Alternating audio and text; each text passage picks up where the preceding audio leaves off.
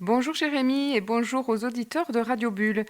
Alors, c'est l'histoire numéro 2 de César et Jacques que je vais vous raconter aujourd'hui en musique et ça s'appelle La fausse note.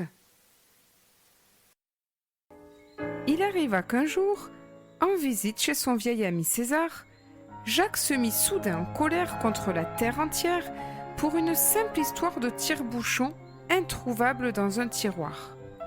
Évidemment alerté par le bruit exagéré de cette recherche effrénée et par les grognements d'ours qui l'accompagnaient, César s'en inquiéta tout en continuant d'essorer la salade. « Mais qu'est-ce qui t'arrive, mon vieux ? Quel pot de miel as-tu encore perdu, mon ours ?» Jacques, pris en flagrant délit d'égarement, ne répondit rien et ouvrit d'autres tiroirs avec plus de discrétion pour ne plus éveiller les soupçons. Puis, il y eut un grand soupir de soulagement. Et ensuite, un bruit de bouchon sortant d'une bouteille. Et enfin, le silence, celui des petites choses qui se remettent en ordre, juste après le tumulte de quelques-unes un peu rebelles.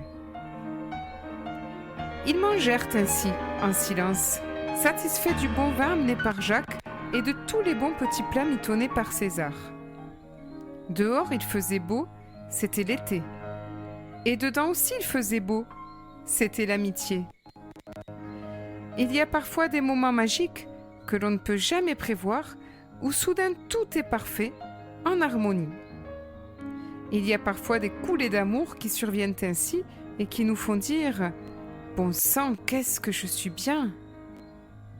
À n'en point douter, c'était bien là un de ces instants, tellement ils se dégustèrent l'un l'autre, complices à l'infini de 1000 petits bonheurs partagés.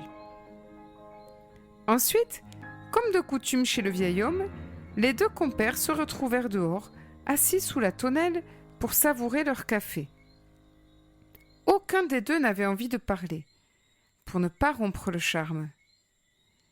Et puis soudain, ce fut la catastrophe, car dans un arbre voisin, deux corneilles au cri strident, se chamaillant en bout de place sur une branche, vinrent déchirer le divin silence qui régnait. Jacques allait tout juste s'énerver contre ces deux intruses, si vulgaires et si stupides, quand César, amusé, laissa échapper quelques mots. « Ah ça, quelle fausse note ! As-tu noté, mon Jacques, comme parfois il faut une fausse note pour encore mieux goûter l'harmonie qui précède ou bien celle qui suit ? Je crois bien que pour l'homme, c'est comme ça aussi. Il est imparfait, juste pour mieux goûter le parfait. Mais seulement s'il ne perd pas patience entre ses fausses notes.